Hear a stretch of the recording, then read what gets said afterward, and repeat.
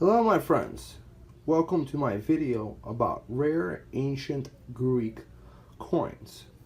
The purpose of this video is to get you oriented with some of the rarest ancient Greek coins possible, to show you examples of them and explain some more about it, including the reference works where we found out about the rarity of them.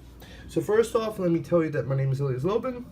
My site is TrustedCoins.com. I'm a coin dealer enthusiast and author in ancient Greek and Roman coins.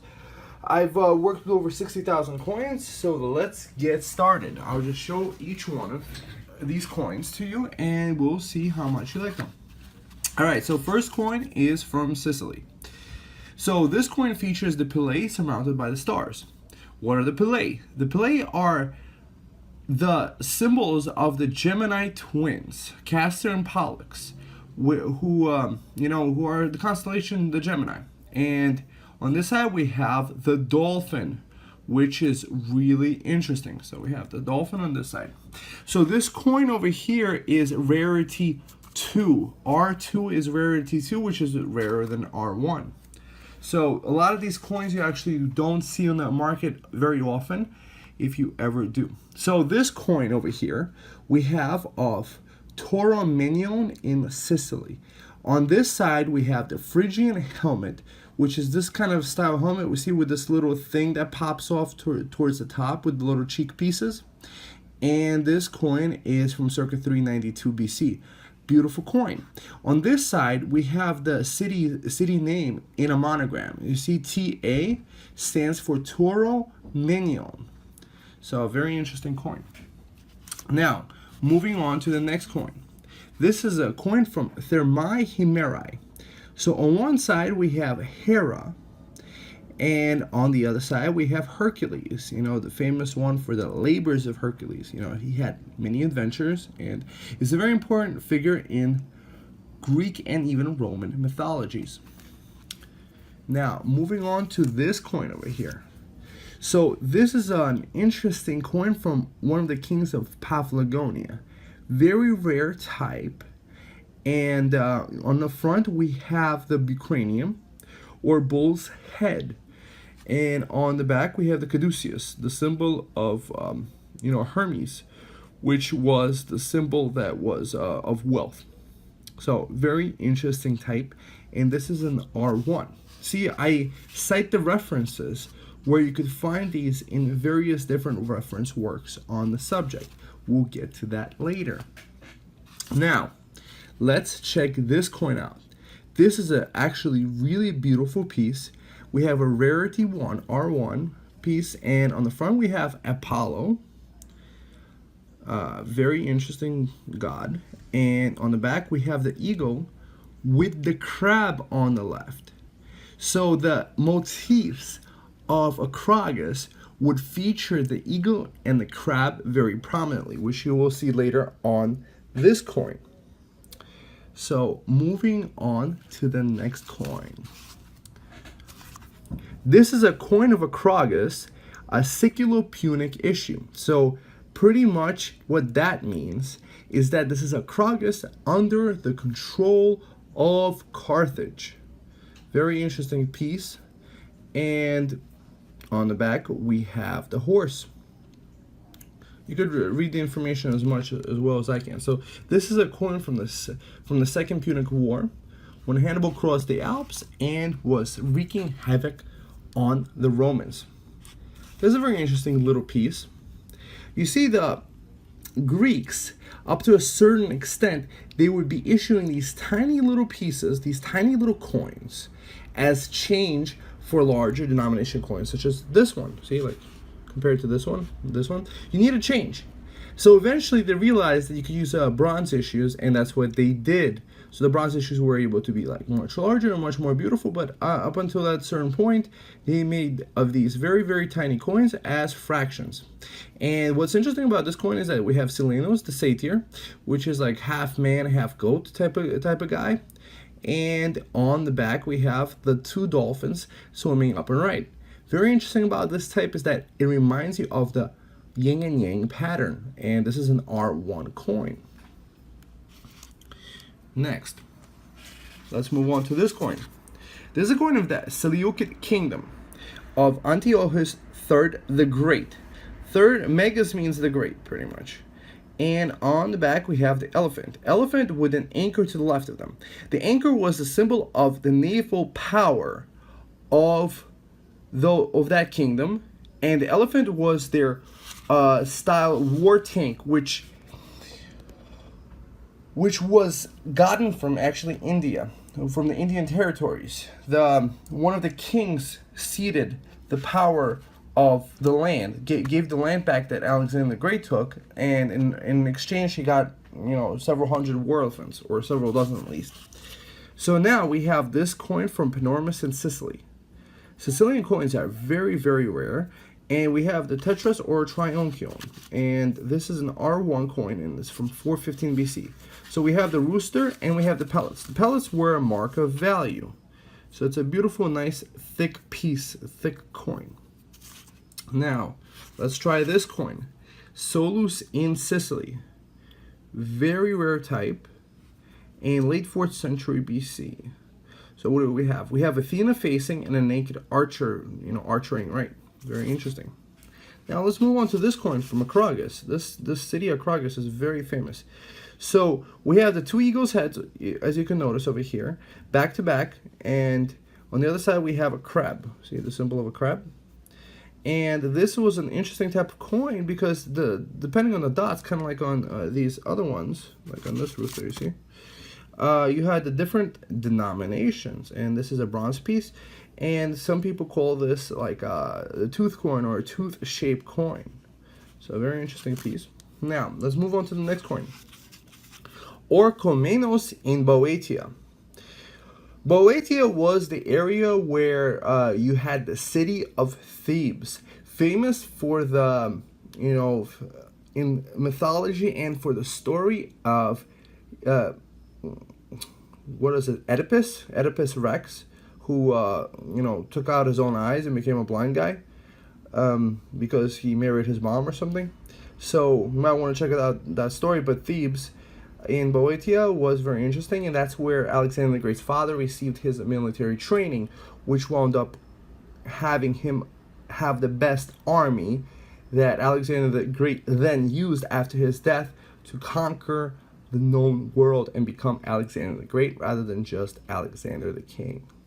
So we have this coin, R1, we have the shield, and we have a little green ear at the center, a symbol of the abundance of the earth. And we have the 8-pointed star, which is more of like a symbol of royalty. That's my understanding of it, at least. Next, let's move on to this coin. We have Leontini in Sicily. A lot of Sicilian types. So we have the laureate head of Apollo left, and we have the forepart of lion facing left with a monogram for Leontini. That's the Greek L. L is like an A without the little bar in the middle. So Leontini, pretty much it's a monogram, meaning it's 3 letters or more combined together, or 2 letters or more, combined into one symbol, a monogram. This is an interesting coin from the Bactrian kingdom in India. So what's interesting about this coin is that it's a tetradrachm. These are much more rare than you know, other Greek issues, as it's all the way in the east. Alexander the Great conquered all the way up to what was then known as northern India. Now it's you know, a little bit further up from India, but he did reach the continent in India at least. And so this is one of the kings, and this guy was named Eucrates, and this is a tetradrachm. Tetradrachm means 4 drachma coin. So this one would exchange for 4 smaller denomination coins that would equal of a similar weight. And on the back we have the Dioscuri, the Dioscuri Gemini twins, you know, going right. The Romans and the Greeks both enjoyed the symbol of the Dioscuri on their coinage and used their caps and other symbols for them. So another coin of the Seleucid kingdom. Now let me explain more about the Seleucid kingdom. Alexander the Great, when he conquered the world, he had a lot of generals under him, and they were known as the Diadochi. And after his death in Babylon in 323 BC, they split up the empire into about four parts or so. and one of them got in the Egypt area, one of them got the area north of that, stretching all the way to India, which was the Seleucid kingdom, and the other one got the area of Thrace, which was under Lysimachus, and the third one was a regentship for Alexander the Great's infant son, Alexander the Fourth, under Cassander in Macedonia, which is northern Greece, and that's where Alexander the Great was from. And this coin features Artemis. Artemis, which is the goddess of the hunt, and sister of Apollo. So they have many different jobs. These gods didn't just do one work. They did a lot of different. They were assigned a lot of different tasks. So she could also be considered the moon goddess, and the Apollo be considered the sun god. So we have on the front the head of Artemis, and on the back we have Apollo, so like a brother and sister almost. And we have the king's name on the left, and Apollo is standing with a bow and an arrow. So this coin is an R2 to R3. This is a super rare coin, and it's in beautiful condition, and it's definitely, if I was buying ancient coins with all these rarities, I would definitely get some of these first. Very, very worthwhile purchase, because you just can't get them anywhere else. Since I already did the research and I found them in the book which rarity they were, it's very much worthwhile to get these coins and have them, because nobody else will have them too. So we have this very rare coin, and this is of Antiochus the Great, and it's a rarity 3, super rare coin, super rare. This is like higher than R1, and we have a much more rare on the scale. So we have Philip V. He was one of the kings of Macedonia, the kingdom where Alexander the Great heralded from, which existed up until about 100 BC or so, 148 BC, as an independent kingdom with different kings. And Philip V was one of the last ones before Perseus, and then there was a usurper that came in too. His name is Philip VI Andriscus. So this is an interesting type. We have the head of Hercules wearing the lionskin headdress. Very interesting. Why is he wearing the lionskin headdress? Well, his first labor was actually to defeat the Nemean lion. The Nemean lion had impenetrable skin. So what he needed to do was actually he had to strangle it or choke the lion, and then he used the lion's own claws. They were the only thing that were able to penetrate his skin, and he skinned the lion and wore the lion's head as as an armor, because it's an impenetrable skin. Very, I guess, smart idea. He used the lion. He just didn't throw it away.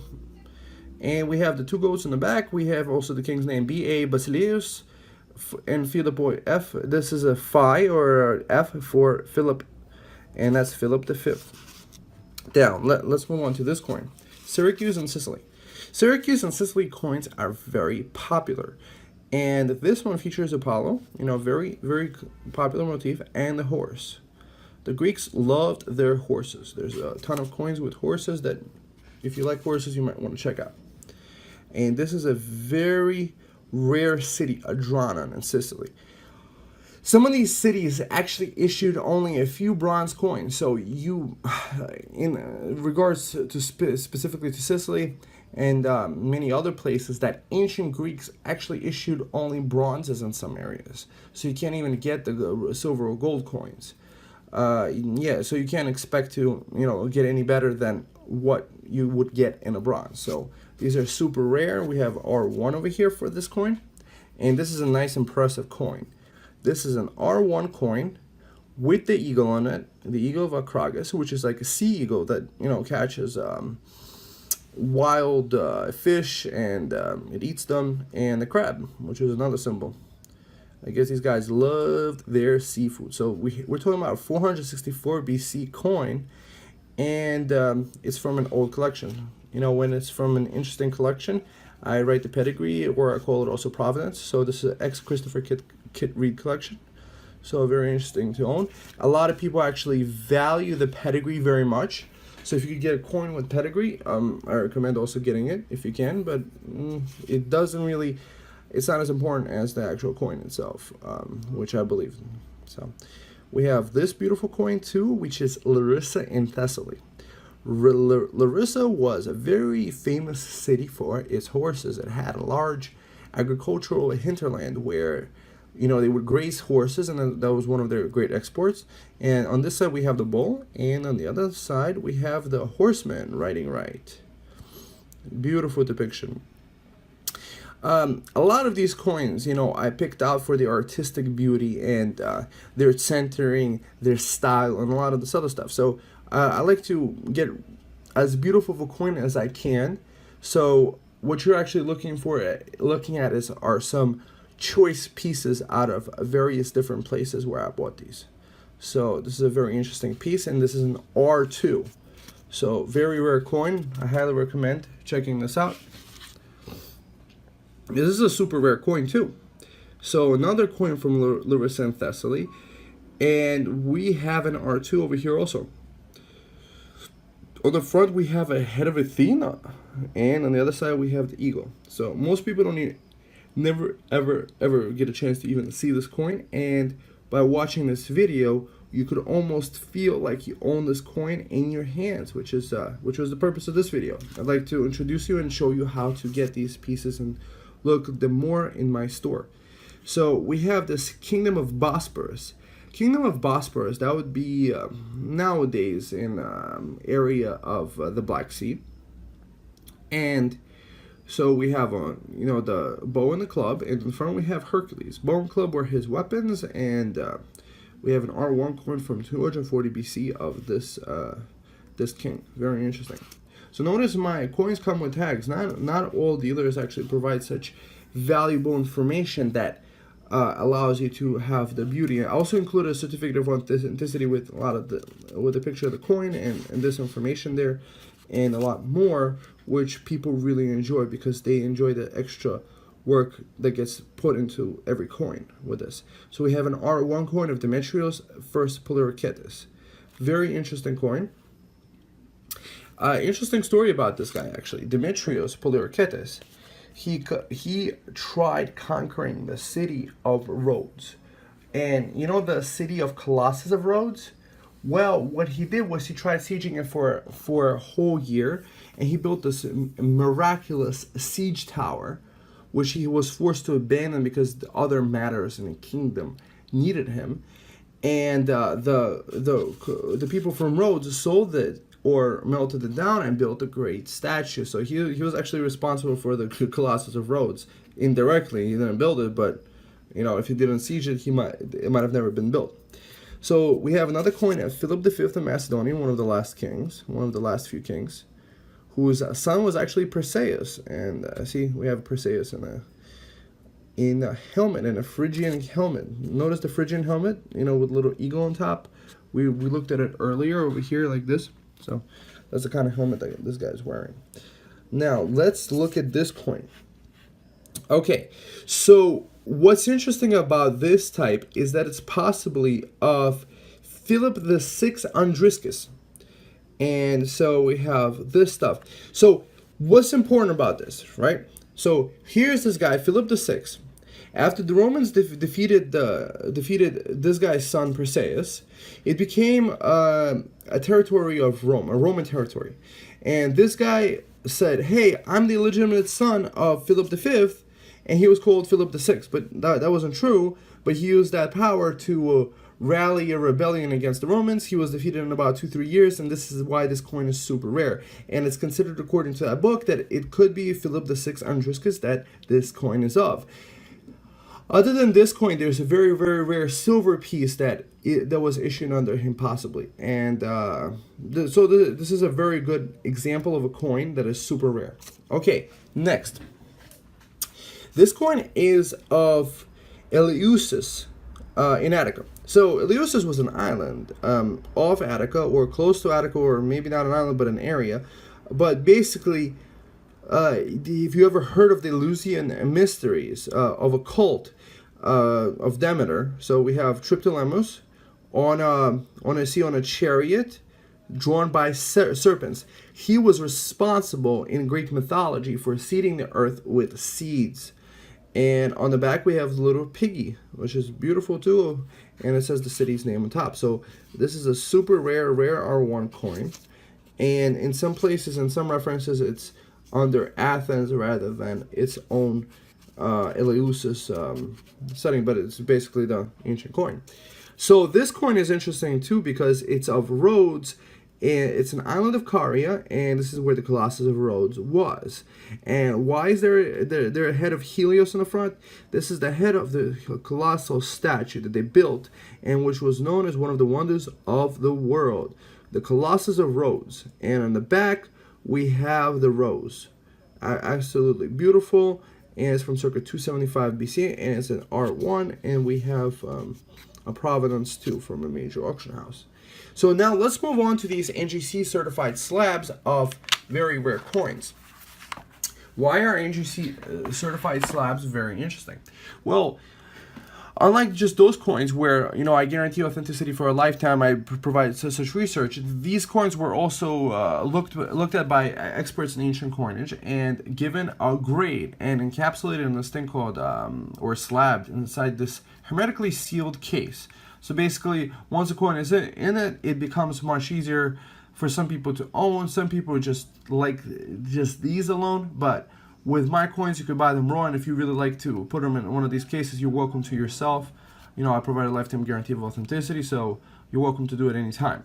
So, moving on to this coin. So this is a coin from Himera in Sicily, and we're talking about a 430 BC coin and a rare R2 coin. You usually don't see this type out there.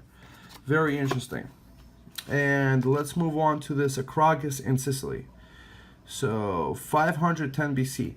So this time period, the 510 to about 480 BC, could be considered the archaic time period. Archaic time period is very interesting because the coins from there are more rare and also more expensive oftentimes compounding with the rarity. You know, what determines a coin's value? Like, you know, its beauty, its rarity, its availability, and a whole bunch of the different things.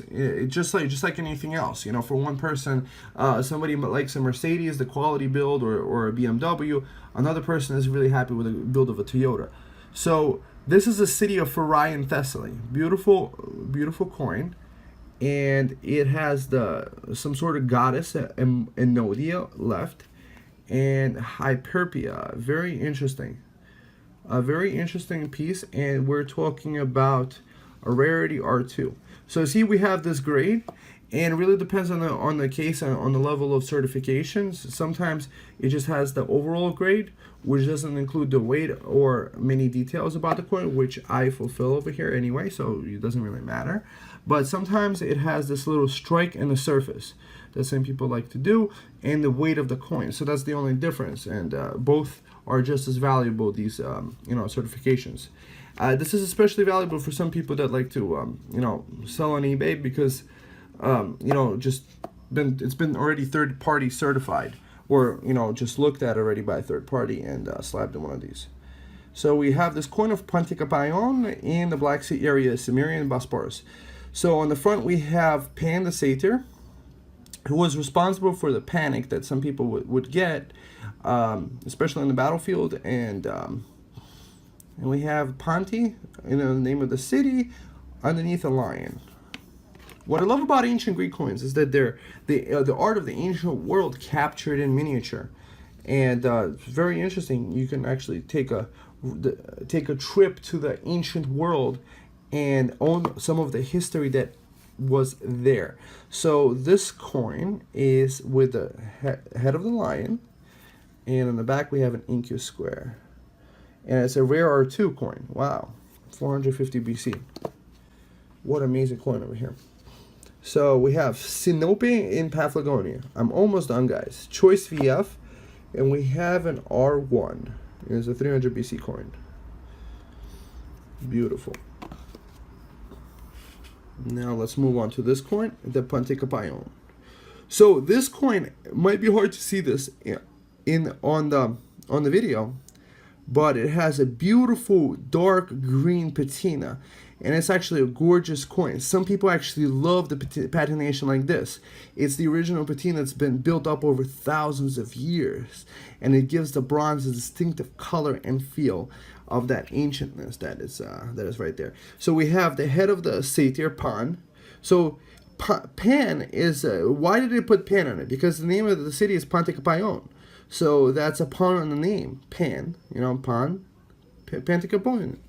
And on the back, we have the city's name and the griffin. The griffin was kind of like a protection, kind of like animal. And below is a sturgeon, which is a fish. So this is a gorgeous piece and very popular. And the grade is very good. AU, which is almost uncirculated, which is higher than the XF, which is higher than the choice VF or the regular VF. And now let's look at this coin. Seleucid Kingdom, Tetradrachm. Beautiful piece of Alexander II Zabinus. So we have R1 to R2 rating depending on the mint. But this coin is beautiful. Okay, and let's see this one. This is rare R1 of Sinope. We have the goddess Sinope with the headdress, which looks like the...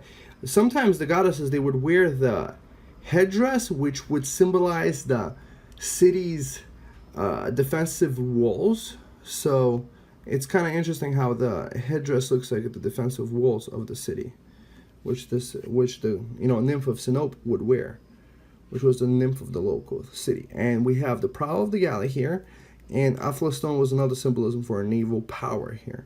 So beautiful, well-centered coin. And so first, let me tell you that where do you find these guys? You can find all these kind of coins at TrustedCoins.com, but you might also want to see. Okay, so how can you double check that these are R1, R2, or R3 coins? Well, we have these different reference works.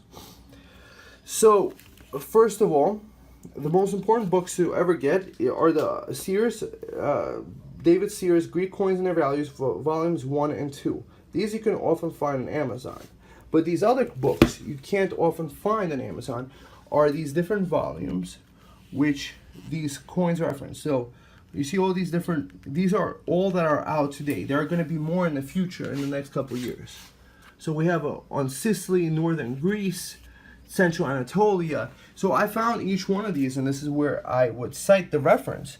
So let's see, HEC 2 463, which would be in volume 2 over here of the Handbook of Greek Coins, and that would be the number 463. Or if I gave the Sears number, Sear 1105, you would open it up in volume 1 and find the book and find the coin there. So if you ever want to get these books, I recommend this one seller who would be able to give you a good deal. His name is Charles Davis, and he's a numismatic bookseller. I recommend just getting the whole bunch all at once, if that's what you like to do. And that's his phone number. Get in touch with him. He's a good guy. So that's my recommendation with that. So that wraps up this video. My name's Ilya. Visit my site TrustedCoins.com today, and I'll be more than happy to, share the world of ancient coin collecting with you. So I'll see you very soon. Bye bye.